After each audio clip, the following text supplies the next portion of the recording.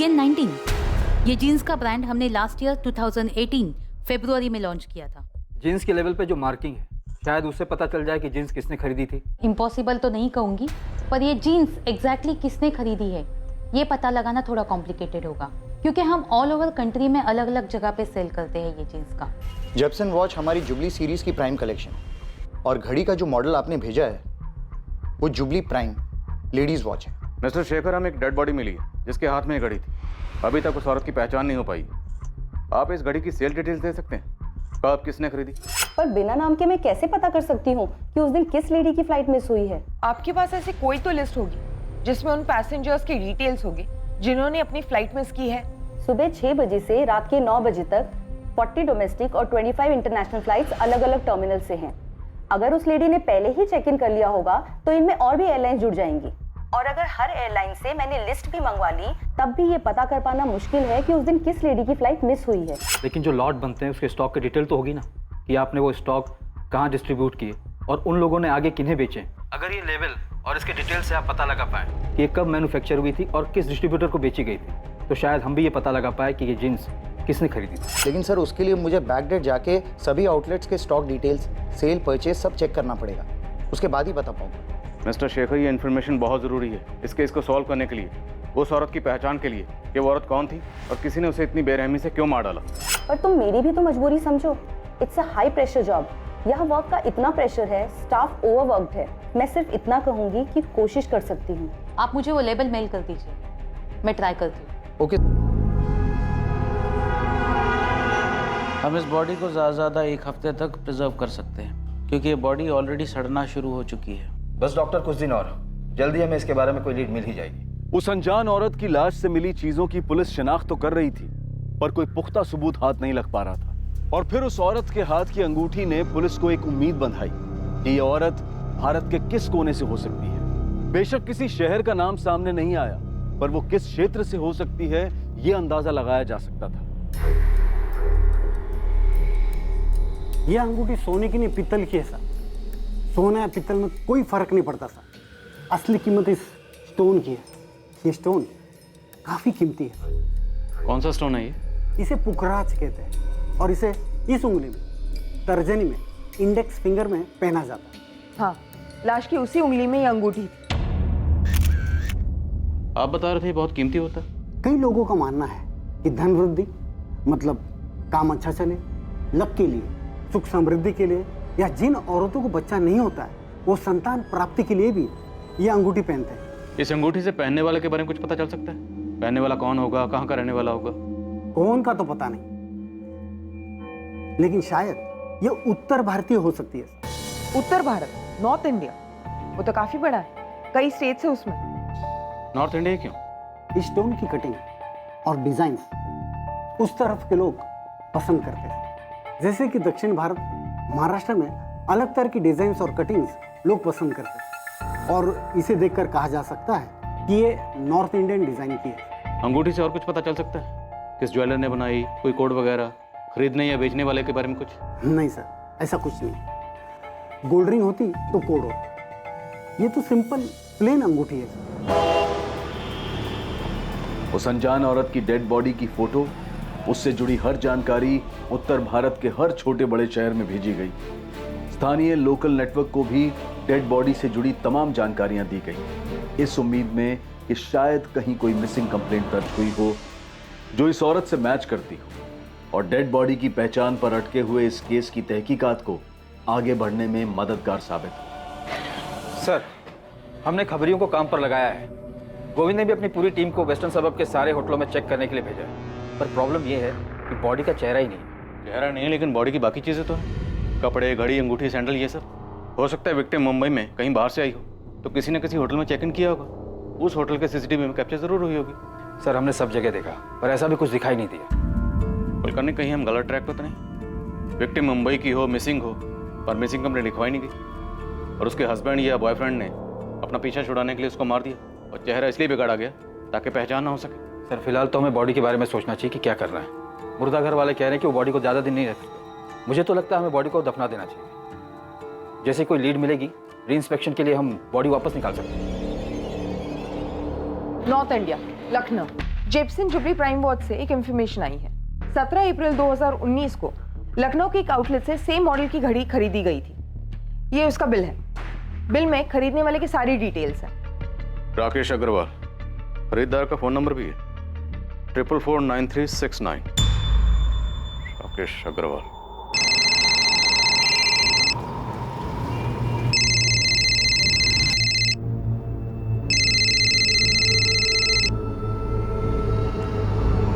Hello, Rakesh Agarwal जी बोल रहा हूँ।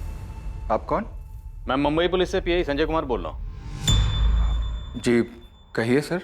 राकेश जी, आपने 17 अप्रैल 2019 को एसके मॉल में जेप्सन वॉच के आउटलेट से जेप्सन जुबली प्राइम वॉच खरीदी थी। हाँ तो आप बता सकते हैं वो घड़ी आपने किसके लिए खरीदी थी? आप ये क्यों पूछ रहे हैं? आखिर बात क्या है? क्योंकि वैसी ही सेम घड़ी हमें मुंबई में एक औरत की डेड बॉडी पे मिली है। उसका मर्डर 4 सितंबर को हुआ था। हाँ तो सर मिली होगी, इससे मेरा क्या लेना देना? देखिए सर, वैसे पूरी दुनिया में एकलौती घड़ी तो नहीं बनी होगी ना। हम लखनऊ पुलिस से कांटेक्ट कर चुके हैं, वो बहुत जल्द आपके एड्रेस पर पहुंच रही होगी। ये क्या बकवास है सर? अब वैसी ही घड़ी किसी डेड बॉडी पर मिली है तो इसमें मेरा क्या कसूर है? मतलब उसके लिए आप मुझे परेशान करेंगे? हम सिर्फ ये जानना चाहते हैं कि वो घड़ी आपने किसके लिए खरीदी थी। सर मैंने अपनी वाइफ के लिए खरीदी थी। ये उसका बर्थडे गिफ्ट था। 20 अप्रैल को उसका बर्थडे होता है तो इसलिए मैंने 17 अप्रैल को खरीदा था। क्या नाम है आपकी वाइफ का और इस वक्त कहाँ है? प्रिया अग्रवाल। वो किचन में है और मेरा लंच पैक कर रही है।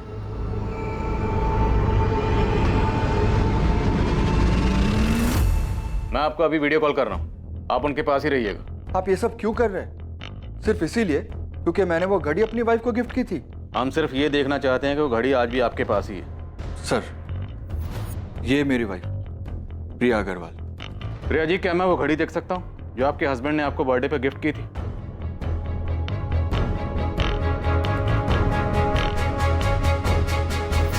इतना काफी है या और कुछ देखना है आपको जिससे आपको और तसल्ली हो जाए? पैन कार्ड, आधार कार्ड, राशन कार्ड या और कुछ? सर, लखनऊ पुलिस ने कंफर्म किया है कि वो औरत राकेश अग्रवाल की पत्नी प्रिया अग्रवाल ही है। उन्होंने पड़ोसियों से भी पूछताछ की और डॉक्यूमेंट्स वगैरह भी चेक किए। सर आपने मुझे जो कोड दिया था उसके मुताबिक हमारे रिकॉर्ड्स में ये घड़ी राकेश अग्रवाल ने ही खरीदी थी लखनऊ में। फिर भी आपको लगता है कोई गलती हो गई है तो मैं फिर से चेक करता हूँ। लेकिन मिस्टर शेखर, मैंने आपको घड़ी का बैच नंबर, बाकी सारी डिटेल्स भेजी हैं। ऐसा कैसे हो सकता है? हो सकता है मैन्युफैक्चरिंग में कोडिंग के समय सीरियल नंबर में कुछ मिक्सअप हो गया हो। आप मुझे थोड़ा समय दीजिए, मैं फिर से चेक करता हूँ। रीगन 19 जींस की कंपनी की तरफ से अभी तक कोई जवाब नहीं आया। पूछने पर यही कह रहे हैं कि कोशिश कर रहे हैं। सर एयरलाइन से भी पता चल पाना मुश्किल है। हम हर रोज कॉल कर रहे हैं लेकिन उन पे भी काम का प्रेशर है। ऐसा कैसे हो सकता है? एक औरत गायब है लेकिन उसका पता लगाने वाला कोई भी नहीं। क्या उसकी फैमिली, रिश्तेदार, दोस्त कोई भी नहीं जो ये पता लगाना चाहे कि औरत कहाँ चली गई? The number you have called is currently switched off. Sheila, Radhika का फोन अभी भी स्विच ऑफ आ रहा है। पुलिस क्या कह रही है? वो तो कह रही ढूंढ रही है, पर राधिका अचानक ऐसे कहाँ चली गई?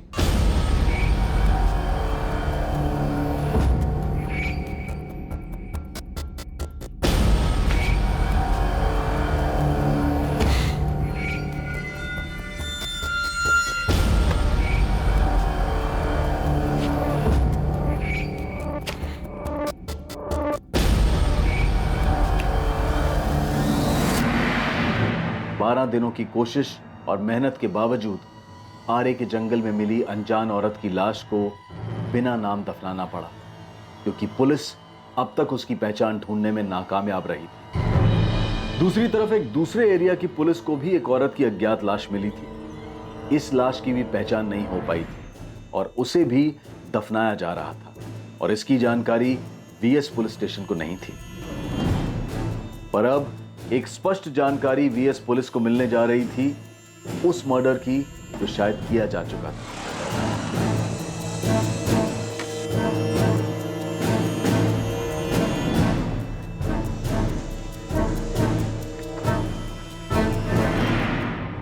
आसिफ मोहम्मद नाम है साहब उसका, मलाड वेस्ट में रहता है। उसको उठाइए, आपको सब कुछ मालूम पड़ जाएगा।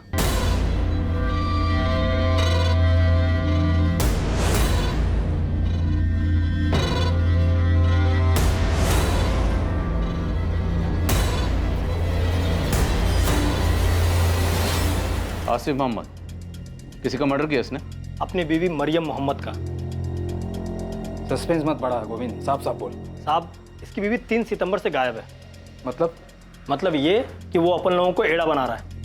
आरे में जो औरत का डेड बॉडी मिला है ना, उसका हुलिया इसी ने चेंज किया ताकि पुलिस को लगे कि ये किसी अच्छे घर की औरत है और पुलिस का ध्यान इस आसिफ पे जाए ही नहीं। चल आसिफ मोहम्मद का एड्रेस है, देखते हैं।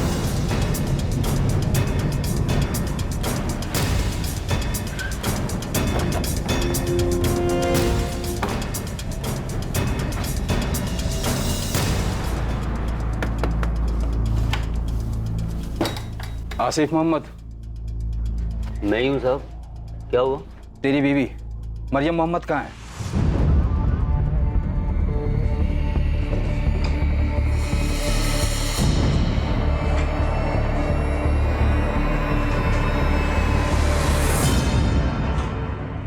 मैंने मरियम को मारा? अपनी बीवी को? क्या बात कर रहे हो साहब? मारा नहीं तो गई कहाँ? पूरा घर छान मारा। तुमने अपने घर से उसकी एक एक चीज गायब कर दी। ये अंगूठी, घड़ी, सैंडल और ये जीन्स, ये सब कहाँ से लाया था मरियम की बॉडी को पहनाने के लिए? साहब आपको किसने बोला ये मरियम है? अच्छा चल तो बताइए कौन है? अब ये कौन है साहब तो पता नहीं, लेकिन मरियम से मेरी रोज बात होती है। अगर मैं सुबह बात नहीं कर पाता हूँ तो रात को अक्सर जरूर बात हो जाती है। आपको अगर यकीन नहीं हो तो मैं आपकी अभी उससे बात करवा देता हूँ। अच्छा बात करो। क्या साहब आपको किसी ने कुछ भी बोला और आप भी ना? लो साहब घंटी जा रही है, आप खुद ही बात कर लो, आपको यकीन। सलाम वालेकुम, कैसे हैं आप कौन बोल रही हैं? पहले आप बताइए, आप कौन बोल रहे हैं? ये तो मेरे शौहर आसिफ का नंबर है। आपके पास कैसे आया? मैं मुंबई पुलिस से इंस्पेक्टर संजय शर्मा बोल रहा हूँ। इंस्पेक्टर? लेकिन ये तो मेरे शौहर आसिफ का नंबर है। वो ठीक तो है ना? मेरी बात कराइए उनसे। बात करवाएंगे, लेकिन पहले आप ये बताइए कि आपके शौहर का पूरा नाम क्या है? आसिफ मोहम्मद। आखिर बात क्या है बताइए मुझे, और इस तरह डराइए मत। और आपका पूरा नाम क्या है? मरियम मोहम्मद। अल्लाह के वास्ते मेरी उनसे बात कराइए, बड़ी मेहरबानी होगी। सर हमें आसिफ के घर से किसी भी औरत का कोई सामान नहीं मिला। मैंने उसके घर के आसपास पूछा, लेकिन सबका यही कहना है कि उसको कभी किसी औरत के साथ नहीं देखा उन्होंने। मरियम मोहम्मद? जी हाँ, आसिफ मोहम्मद की पत्नी। पत्नी? पर मैडम वो तो यहाँ पे अकेले ही रहता है, उसके साथ कभी कोई औरत को देखा ही नहीं है। उसकी पत्नी तो जोधपुर में रहती है, उसने एक बार बताया था। सर लगता है इस बार भी घड़ी वाले राकेश अग्रवाल की टिप की तरह ही रॉन्ग नंबर लगा है। लगता है गोविंद का दिमाग खराब हो गया, ब्लाइंड मर्डर में ब्लाइंड टिप दे रहा है। खामखा आपने मेरी बीवी को डरा दिया साहब। और आपको किस बेवकूफ ने बोला कि मैंने अपनी बीवी का मर्डर किया? काम क्या करता था? दिहाड़ी मजदूर हूँ, कारपेंटरी करके जैसे तैसे 2 पैसे कमाता हूँ साहब, और उन 2 पैसे में से बचाकर अपने घर भेजता हूँ ताकि मेरी बीवी हमारे बेटे इखलाक को अच्छी तालीम दे सके, अच्छा खाना खिला सके। पुलिस को लगने लगा था कि लखनऊ के राकेश अग्रवाल की तरह उन्हें एक बार फिर गलत जानकारी दी गई थी, लेकिन आसिफ के जरिए पुलिस के सामने एक ऐसा खुलासा होने जा रहा था जो इस केस को एक अलग ही स्तर पर, एक अलग ही मोड़ पर ले जाने वाला था। अरे गोविंद, ये क्या मजाक लगा रखा है? हमारे सामने आने से पहले एक बार ठीक से पता तो कर लेता। आपको मेरे से ज्यादा वो आसिफ की बात पे भरोसा है? मैं बोल रहा साहब, मर्डर वही किया है। यदि खबर गलत निकली ना तो नेटवर्क छोड़ के आउट होने को तैयार है मैं। अरे गोविंद, उसकी बीवी मरियम तो जोधपुर में है, हमने बात की उससे। वो अपन लोगों को फिर से घुमा रहा है साहब। उसका इधर एक औरत के साथ सेटिंग है, अपना पंटर लोग उस औरत का एड्रेस ढूंढ देंगे। नाम और एरिया मालूम है मेरे को, प्रीति नाम है साहब, धंधा करती है उधर मीरा रोड में, किधर तो रहती है साहब। मैं पक्का बोलता है, आप बोलो तो मैं स्टाम्प पेपर पे लिख के देने को तैयार है कि जिस लेडीज का डेड बॉडी आप लोगों को मिला है ना, वो मरियम मोहम्मद ही है साहब। राजेश सर मैं अभी आपको एड्रेस मैसेज करती हूँ। जोधपुर घंटा घर के आसपास ही कहीं मरियम मोहम्मद का घर है। घर पे जो औरत आपको मिलेगी, हमें उसकी पूरी डिटेल्स चाहिए, सारे document, Aadhaar card, voter card, PAN card, जिससे ये प्रूव हो सके कि वही मरियम मोहम्मद है। ठीक है निर्मला, आप फौरन उसका एड्रेस भेजो, इससे पहले कि वो भागने की कोशिश करे। मैं एक टीम लेकर उसके घर पहुंचता हूँ। आपको जो करना है करो, जो देखना है देखो, लेकिन मुझे बताओ तो सही, आपको कौन गुमराह कर रहा है कि मैंने अपनी बीवी को मारा है? ये गोविंद को क्या हो गया? नशा वशा करने लगा है क्या? वो तो अब भी यही कह रहा है सर कि आसिफ ने अपनी बीवी को मारा और उसकी लाश को ठिकाने लगा दी। वो तो ये भी कह रहा है कि उसकी एक गर्लफ्रेंड है, प्रीति नाम है उसका, धंधा करती है, और उसी के लिए उसने अपनी वाइफ मरियम को मारा है। ये आसिफ अपनी बीवी मरियम का कत्ल यहाँ करता है मुंबई में, फिर दूसरी मरियम जोधपुर में पैदा कर देता है। करने ये आसिफ इतना शातिर है क्या?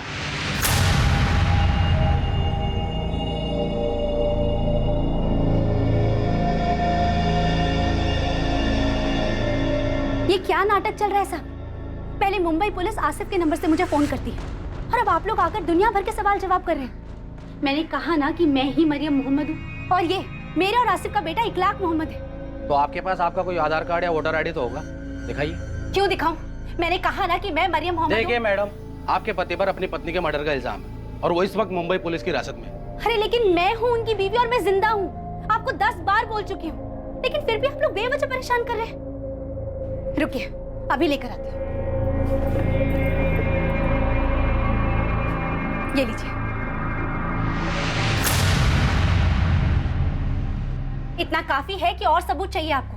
हमारे निकाह को 7 साल हो गए और 5 साल का हमारा बेटा है और हम कहीं बाहर से नहीं आए, यही जोधपुर से हैं। चाहिए तो मोहल्ले वालों को जाके पूछ सकते हैं। और हाँ, 4 घर छोड़ के आसिफ के अम्मी और अब्बू रहते हैं। सुबह से परेशान कर दिया आप लोगों ने हमें।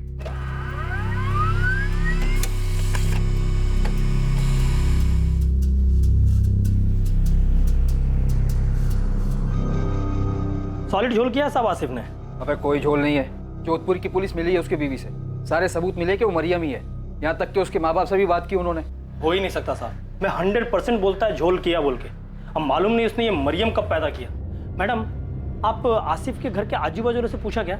हाँ, सबका यही कहना है कि कभी किसी ने उसको किसी औरत के साथ नहीं देखा। कैसे देखेंगे मैडम, मलाड में तो ये 5 सितंबर से रहने आया है। ये उसका दूसरा घर है। डल्ला है साहब आसिफ, पूरा धंधा काशी मीरा चलाता है। ये उसके मीरा रोड के घर का एड्रेस, जहाँ किसी ने भी इसे 4 सितंबर से नहीं देखा है। यहाँ अपनी बीवी के साथ रहता है। 2-4 और लेडीज लोग भी है जिसको धंधे पे लगाया है। उसी में से प्रीति नाम की एक लड़की है जो उसकी एकदम खास है, और उसी के चक्कर में उसने मरियम का मर्डर किया। ये प्रीति भी उधर काशी मीरा में ही रहती है। ये उसके घर का एड्रेस, और ये पूरा खबर अपना उस्मान लेकर आया। तब उस्मान ने प्रीति पे नजर रखा हुआ था। मैं क्या बोलता साहब, आप लोग इस प्रीति को उठाइए और साथ में ना आसिफ के दोस्त राशिद को भी। ड्राइवर है, टैक्सी चलाता है। उसी की गाड़ी में ये लोग बॉडी को ठिकाने लगाने लेके गए थे।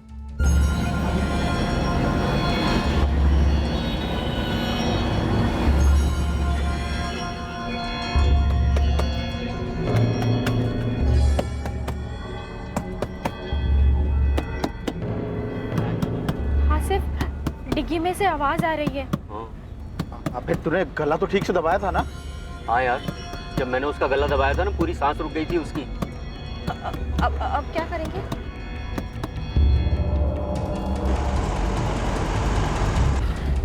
राशिद, तो एक काम कर, गाड़ी ना यहाँ से अंदर दबा ले, झाड़ी के अंदर ले ले। आगे पुलिस की चेकिंग मिल गई ना तो खाम में प्रॉब्लम हो जाएगी यार। ठीक है भाई।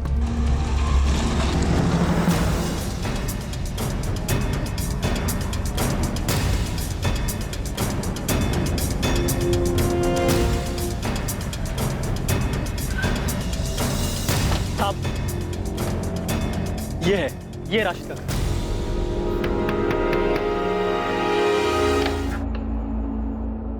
राशिद खान, चल। मैडम छोड़िए, मैडम कहाँ लेके जा रही है मेरे को? आसिफ मोहम्मद से मिलवानी, इंतजार करें। अरे साहब मुझे कहाँ लेके जा रहे हो? साहब मेरी बात टैक्सी टो करवा के पुलिस स्टेशन लेके चल। अरे साहब मेरी बात तो सुनो, साहब मेरे किए क्या? हाँ साहब, यही आसिफ मोहम्मद का घर था, यही रहता था वो। और साहब सबको मालूम है वो क्या काम करता था। सिर्फ वही नहीं, उसकी बीवी भी इस धंधे में उसके साथ थी। बहुत नकचड़ी औरत थी साहब। एक बार हमारी जिग भी हो गई थी उसके साथ। ये क्या बकवास कर रहे हो तुम लोग? हाँ, मैंने कभी तुम लोगों को धंधा करने के लिए बोला है? नहीं ना। ये शरीफों की रहने की जगह है। तू ना अपने गंदे धंधे अपने पति के साथ कहीं और जाके कर। पूरे मोहल्ले को गंदा कर रखा है तूने और तेरे पति ने। मुझे तो यहाँ कोई दिक्कत नहीं है, दिक्कत तो तुम लोगों को है। और बहुत ज्यादा गंदगी भी लगती है तो तुम लोग जाओ, मैं क्यों जाऊँ? हाँ, मैं तुम्हारे यहाँ झांकने के लिए आती हूँ? नहीं ना। ये उसकी बीवी है मरियम मोहम्मद। नहीं तो ये उसकी बीवी नहीं है। नाम मरियम था कि क्या था क्या मालूम, ये तो झूठ भी बोल सकती है। यहाँ तो सब लोग उसको सबीना बुलाते थे। निकलो यहाँ से, फुरा। तो देख, क्या औरत है ये।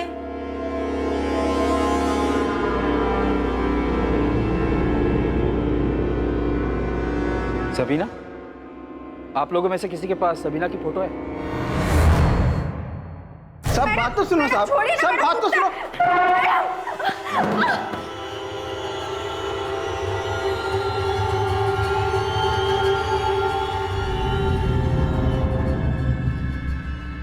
सबीना, काशी मीरा में यही नाम रखा था ना मरियम का। अब 2 मिनट में मुझे पूरा सच बाहर चाहिए, वरना तीनों को यहीं गाड़ दूं। इसी को मारकर फेंका था ना आरे के जंगलों में। यही है ना तेरी बीवी? असली मरियम मोहम्मद। आखिरकार ऐसा लगने लगा था कि उस अज्ञात लाश को पहचान मिलने जा रही है, जो पुलिस को आरे के जंगल में मिली थी। 14 दिन पहले जिसका मर्डर हुआ था और अभी तक पता नहीं चला था कि वो कौन थी और उसे क्यों मारा गया था। पुलिस का मुखबिर गोविंद कत्ल के मकसद और पुख्ता सबूतों के साथ पुलिस के पास आया, पर आसिफ और उसके साथी राशिद और प्रीति एक ऐसे मर्डर का खुलासा करने वाले थे जो पुलिस के भी होश उड़ा देने वाला था और मर्डर के केस को एक नया मोड़ देने वाला था। हाँ साहब, हमने यहीं से मारा है, लेकिन ये मरियम नहीं है, सबीना है। मरियम तो मेरी पहली बीवी का नाम है, जोधपुर में रहती है, जो आपकी बात कराई थी ना मैंने फ़ोन पे। वे सबीना कौन है? सबीना कुरैशी, ये भी धंधा करती थी साहब। मैं दिल्ली वहीं 2 साल पहले इससे मिला था। ये लो, इस एड्रेस पे जाना है। और ये कैसे कपड़े पहन रखे हैं तुम लोगों ने? अरे थोड़े ढंग के कपड़े पहन के जाना, बड़े लोग हैं, समझ गई? और सुनो, जो बोले चुपचाप कर देना, खुश करके आना। बहुत मोटी पार्टी है, रेगुलर क्लाइंट बनाना है उन्हें। जी मैडम। अच्छा एक बात और, होटल के रिसेप्शन पे जाके ना खुद को गेस्ट बताना। क्या बताओगी? गेस्ट। और अंग्रेजी में बोलना। चलो जाओ, घबराओ मत, जाओ।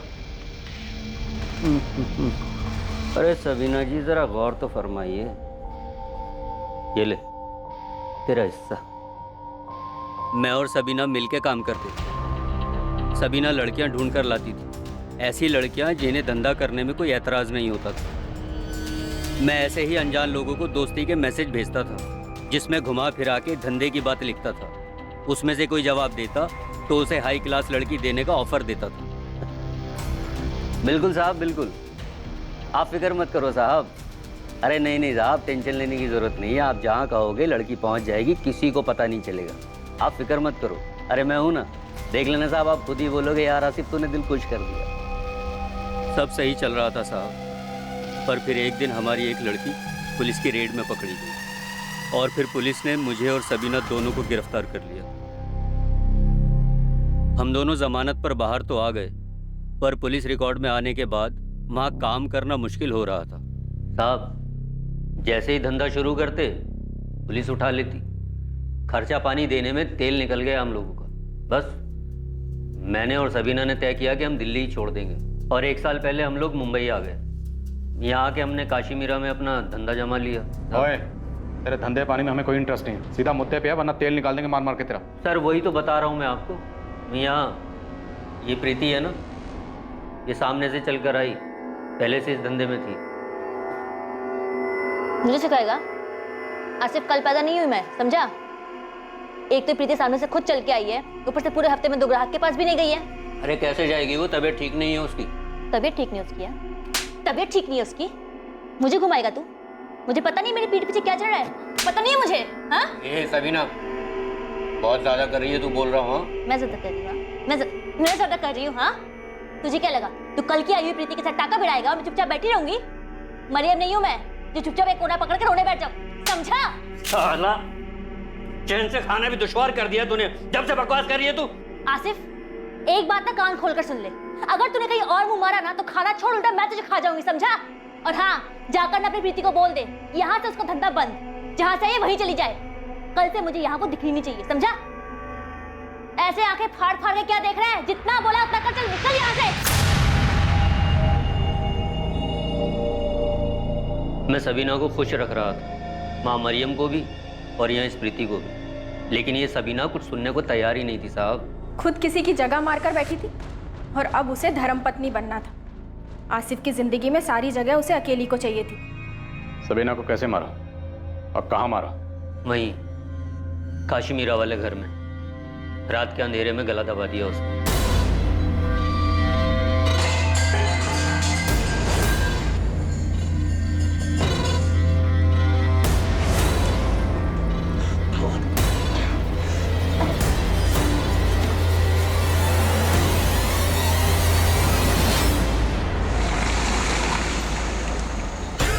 राशिद और प्रीति को सब प्लान पता था।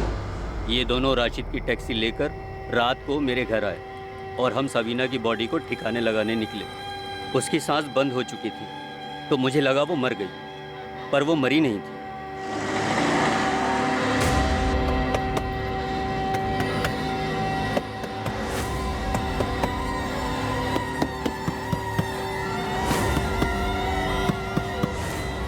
हम तीनों उसकी बॉडी चैम्बूर में कचरे के ढेर में फेंकने वाले थे, पर फिर हमें प्लान चेंज करना पड़ा साहब।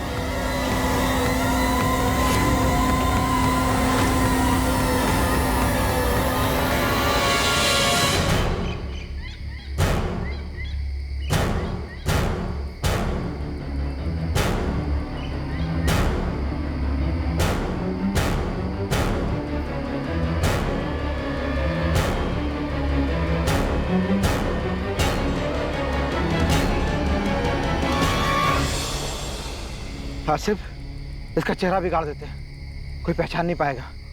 वैसे भी इसके आगे पीछे कोई नहीं था, किसी को भी नहीं पता चलेगा कौन थी। साली को जाने दो बिना पहचान के।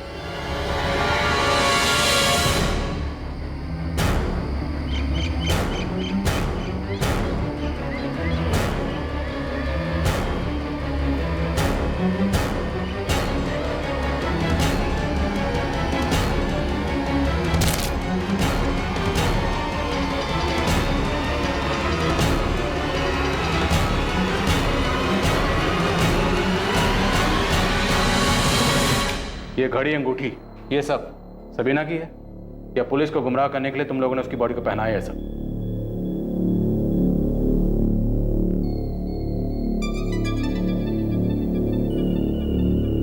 साहब सच बोल रहा हूँ, हमने सबीना की बॉडी पर कुछ नहीं डाला। मतलब ये घड़ी और अंगूठी सबीना की है? नहीं साहब। तो ये सब बॉडी पे कहाँ से आए? ये कपड़े, ये जीन्स टॉप सबीना के हैं ना? नहीं, ये कपड़े उसके नहीं हैं।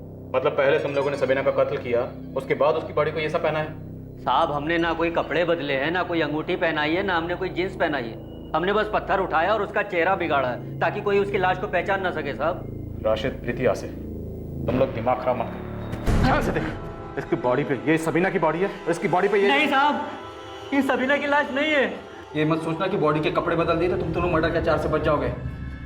सबीना का कोई रिश्तेदार है? पता नहीं, 2 साल पहले दिल्ली में मिली थी, तब तो बोल रही थी कि मेरा दुनिया में कोई नहीं है। साहब ओए, ज्यादा नाटक मत कर, ये बॉडी सबीना की है ना? जब मैंने आपको बता दिया कि मैंने इसे मारा है, तो भला मैं अब क्यों झूठ बोलूंगा कि ये लाश सबीना की नहीं है? आसिफ सच बोल रहा है साहब, सबीना ने लाल सलवार और हरा कुर्ता पहना था और हमने तो उसके बॉडी से अंगूठी, चेन सब कुछ निकाल लिया था। ऐसा कुछ भी नहीं छोड़ा जिससे उसकी पहचान हो सकती थी। साहब, ये आसिफ एक नंबर का झोलर आदमी है। यहाँ एक औरत को अपनी बीवी बताता है और पकड़ा जाता है तो पता चलता है बीवी तो जोधपुर में है। बहुत चालाक आदमी है सब ये। उसे अच्छी तरह से पता है कि अगर उसने कबूल नहीं किया तो हमें ये साबित करने में मुश्किल होगा कि ये सबीना की बॉडी है, इसलिए उसने सारी प्लानिंग पहले से की। सबीना के बॉडी के कपड़े, जूते, ज्वेलरी सब कुछ बदल दिया गया ताकि अगर कभी पकड़े भी गए और जुर्म कबूल भी करना पड़ा तो बॉडी पहचानने से मना कर दें।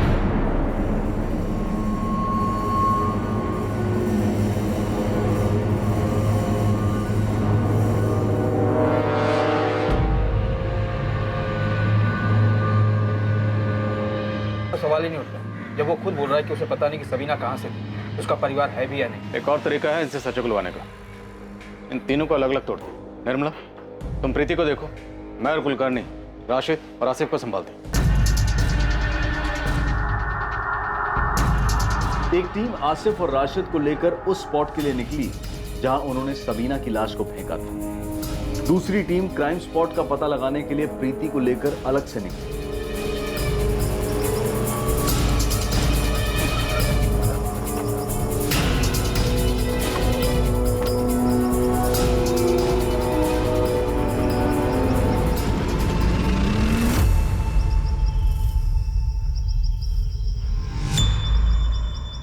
बता, बॉडी कहाँ फेंकी थी और जिस पत्थर से चेहरा बिगाड़ा था वो पत्थर कहाँ था?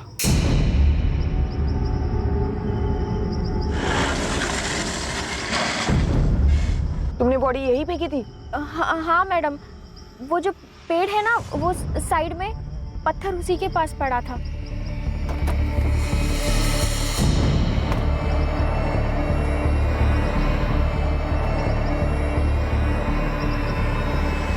मैडम, राशिद ने पत्थर यहाँ से उठाया था।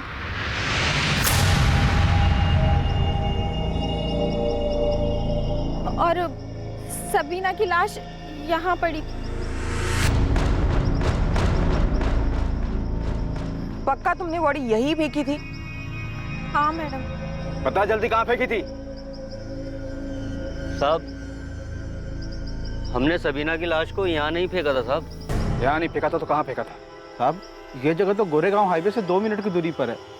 हम लोग तो आरे के उस पार पवई तक निकल गए थे और वहाँ सबीना को होश आ गया था तो हम लोगों ने गाड़ी अंदर की तरफ ले ली थी। सर, मुझे लगता है ये लोग सच बोल रहे हैं, क्योंकि प्रीति हमें जिस जगह लाई है ये भी आरे का एक हिस्सा है, लेकिन ये उसका दूसरा छोर है, पवई साइड की तरफ। ओके निर्मला, तुम वहीं रुको, हम लोग भी यहाँ से निकल रहे हैं। आसिफ और राशिद भी यही कह रहे हैं कि उन्होंने सबीना की बॉडी यहाँ नहीं फेंकी थी। चलो, जहाँ बोल रहे हो वहाँ चलते हैं, देखते हैं क्या बताते हो तुम लोग। कहाँ फेंकी थी बॉडी तुम लोगों ने?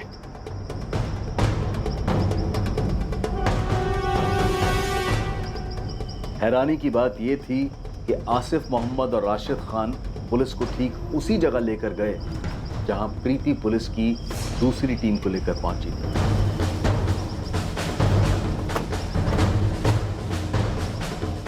आइए साहब।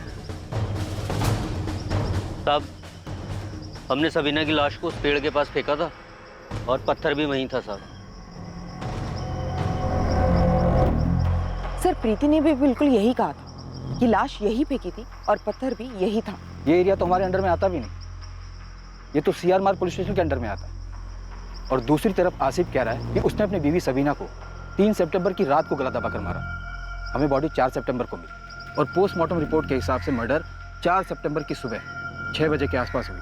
तो फिर इस हिसाब से जो बॉडी हमें मिली वो सबीना की नहीं हो सकती, फिर किसकी बॉडी है? हमें सीआर मार्ग पुलिस स्टेशन से पता करना चाहिए कि क्या 3 सितंबर की सुबह उन्हें यहाँ से कोई बॉडी मिली थी या नहीं। हाँ, आप बिल्कुल ठीक कह रहे हैं। 3 सितंबर की सुबह उस जगह हमें एक औरत की बॉडी मिली थी जिसका चेहरा बहुत बुरी तरीके से कुचल दिया गया। 3 सितंबर की सुबह बॉडी मिली थी? हाँ, पोस्टमार्टम की रिपोर्ट से भी यही पता चला कि 2 सितंबर की रात को गला घोंटकर उसका मर्डर किया गया। आसिफ, तुम कह रहे हो कि तुमने सबीना का मर्डर 3 सितंबर के रात को किया, सही है?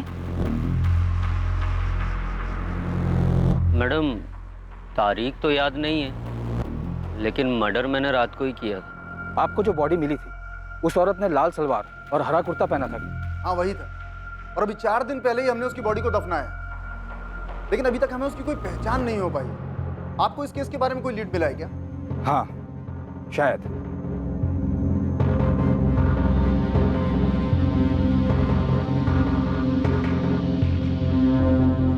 हाँ साहब, ये सबीना ही है।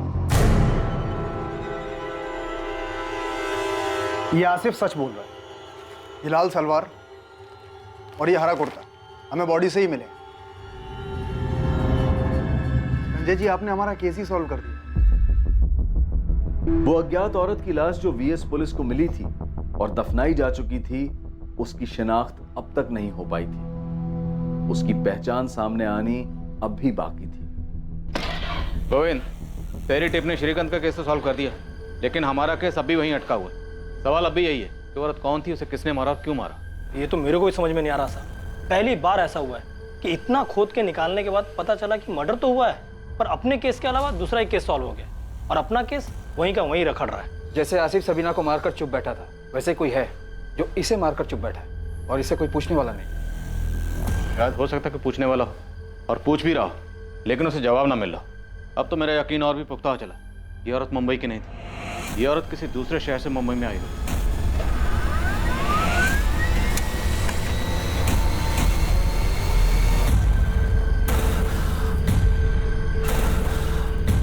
शीला, राधिका का फोन अभी भी स्विच ऑफ आ रहा है। पुलिस क्या कह रही है?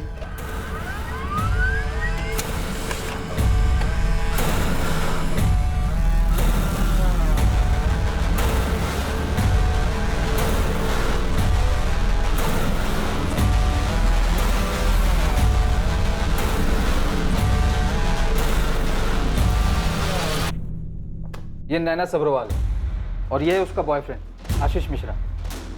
ये दोनों फोटो चंडीगढ़ पुलिस ने भेजी। सर, नैना की डिटेल्स उस डेड बॉडी से मैच करती है जो हमें आरे में मिली। ये दोनों 18 अगस्त से गायब थे और इन दोनों की फैमिली ने मिसिंग कंप्लेंट भी दर्ज करवाई।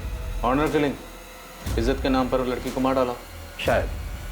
सर, ये राधिका झा, उम्र 27 साल, 21 अगस्त से पटना से मिसिंग। 22 अगस्त को उसके पिता रमाकांत झा और माँ शीला झा ने मिसिंग कंप्लेंट लिखवाई थी पटना पुलिस में। इसके डिटेल्स भी बिल्कुल मैच करती है उस डेड बॉडी से जो हमें आरए में मिली। इसके पिता इसकी शादी करवाना चाहते थे, जिसकी वजह से राधिका का झगड़ा उसके पिता से हुआ और वह घर छोड़ के चली गई। उसके बाद से उसकी कोई खबर नहीं। ताज्जुब की बात यह है कि जो डेड बॉडी हमें मिली थी, अगर वो डेड बॉडी नैना सब्रवाल की थी तो फिर उसका बॉयफ्रेंड आशीष कहाँ है? और अगर ये डेड बॉडी नैना की नहीं बल्कि राधिका झा की है तो एक सवाल ये है कि राधिका झा पटना से मुंबई कैसे है, किसके साथ है, इसे किसने मार डाला और क्यों मार डाला? और अगर ये डेड बॉडी इन दोनों में से किसी की नहीं है तो क्या हमें राधिका और नैना इन दोनों को भी ढूंढना चाहिए, जैसे हमने सबीना का पता लगा? जो भी हो, अब हम इस केस में इतना आगे आकर रुक तो नहीं सकते। अब हमें विक्टिम का पता लगाना ही होगा, फिर चाहे विक्टिम कोई भी हो। क्या वो अनजान लाश नैना सब्रवाल की थी या राधिका झा की? इन दोनों में से वो कौन हो सकता था जिसकी लाश पुलिस को मिली थी और पहचान अभी तक नहीं हो पाई? ये विक्टिम आखिर थी कौन? मरने वाली की पहचान अब तक अनकही अनसुनी थी। क्या ये राधिका या नैना में से किसी एक की कहानी थी या फिर ये कोई और ही थी जिसके बारे में पुलिस अब तक बेखबर थी? सर, मुझे लगता है इस आसिफ को और तोड़ना है। जैसे 3 सितंबर की रात को उसने सबीना को मार के फेंका था, शायद इन्हीं लोगों ने 4 सितंबर की सुबह किसी और को मार के फेंक दिया होगा।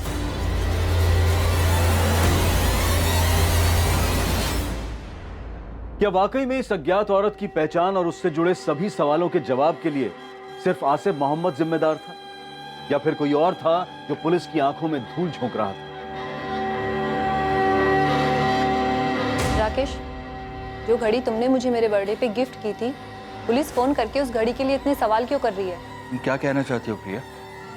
तुम्हें लगता है कि वैसी घड़ी मैंने किसी और को भी गिफ्ट की है? की है क्या? एक तरफ एक अनजान पीड़ित औरत की लाश जमीन के नीचे दफन थी और दूसरी तरफ जुर्म करने वाला अपराधी भी गुमनामी के पीछे छुप गया था। और ये गुमनामी पीड़ित की पहचान न हो पाने की वजह से पैदा हुई थी। वो पीड़ित जो खुद अपनी कहानी बयां नहीं कर सकती थी कि उसके ऊपर क्या बीती थी। तमाम तरह की मुश्किलों और चुनौतियों को पार करते हुए पुलिस ने ये केस कैसे हल किया, उस औरत, उस अज्ञात पीड़ित की पहचान करते हुए पुलिस कातिल और कत्ल के मकसद तक कैसे पहुंची, ये हम देखेंगे कल रात 11 बजे इस केस के दूसरे और आखिरी भाग में। अब मैं अनूप सोनी आपसे विदा लेता हूं और याद रखें, क्राइम और आपके बीच में सिर्फ इतना फर्क है कि आप कितने सतर्क हैं। सतर्क रहें, सुरक्षित रहें